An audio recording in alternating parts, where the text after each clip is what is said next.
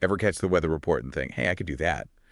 Today, we're diving deep into how to actually land a job as a meteorologist. Yeah, it's a surprisingly competitive field. It is, more than you might think. It is.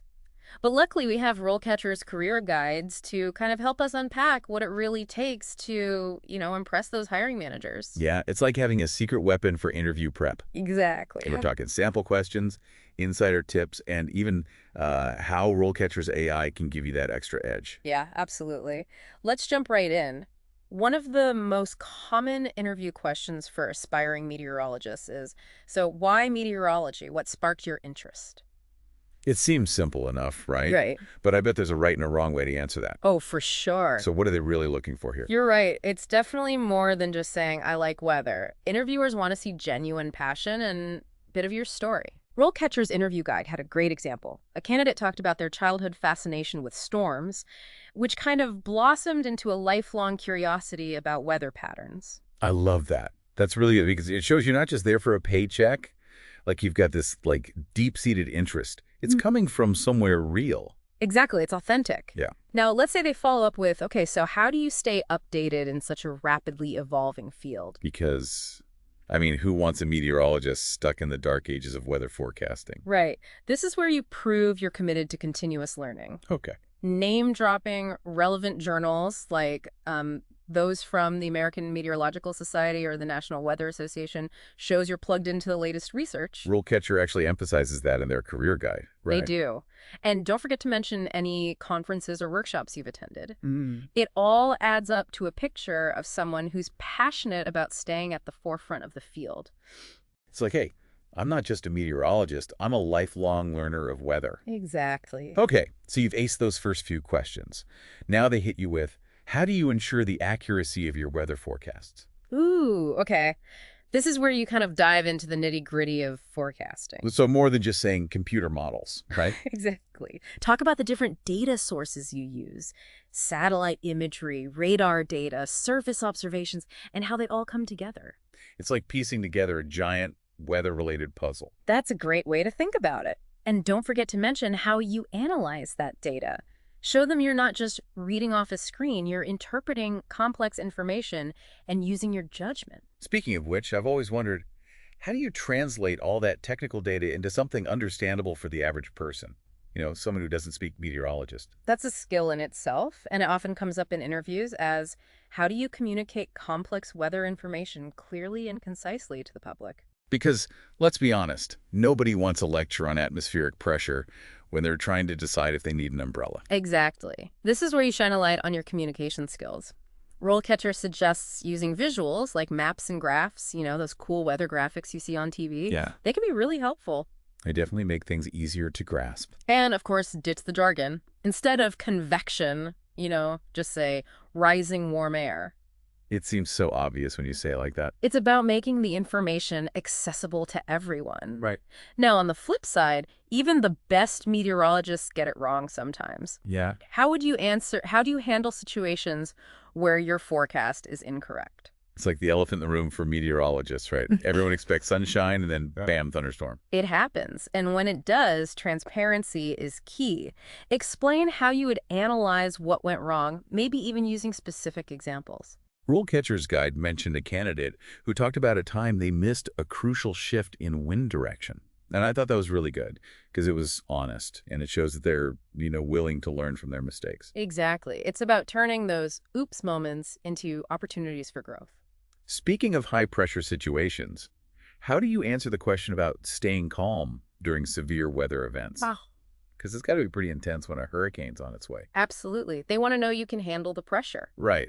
This is where you might say something like, during severe weather, I prioritize tasks to ensure timely and accurate information dissemination. So instead of panicking, you're calm, collected, and ready to deliver those, critical forecasts. Precisely. And it's a good time to highlight any experience you have working with emergency response teams or government agencies. Because when it comes to severe weather, teamwork is crucial. Absolutely. It's about showing you can be a reliable source of information, even in the most demanding situations. Now let's shift gears a bit and talk about technology. The field of meteorology is evolving faster than a summer thunderstorm. How do you convince interviewers that you're up to date? One of the common questions we see is, how do you incorporate new technologies and data sources into your forecasting methods? They want to know you're not relying on old school weather vanes anymore. Exactly. This is where you talk about remote sensing, advanced modeling techniques, anything that demonstrates you're on top of the technological advancements in the field. So how would you explain something like remote sensing in an interview without getting too technical? That's a great question. Instead of diving into the complexities of electromagnetic radiation, you could say remote sensing allows us to gather data from a distance, like using satellites to track storm systems in real time. That makes perfect sense. You're giving them the what and the why without, getting bogged down in all the jargon. Mm. Okay, so we've talked about the science, the technology, but let's not forget about the human element here. How do you make sure that these forecasts reach everyone, even people with disabilities or language barriers?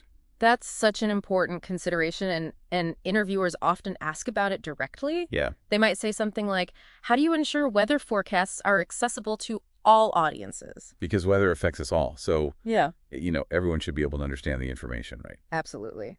This is your chance to show that you're not just thinking about the science, but also about the social impact of your work. Okay. Hmm. So what are some practical ways to make weather information more inclusive?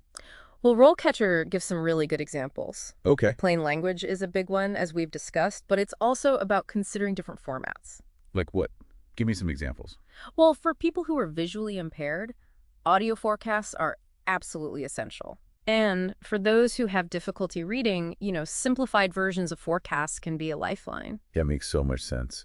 And it's not even just about making the information accessible. It's about making sure everyone feels included. Right, Yeah. precisely.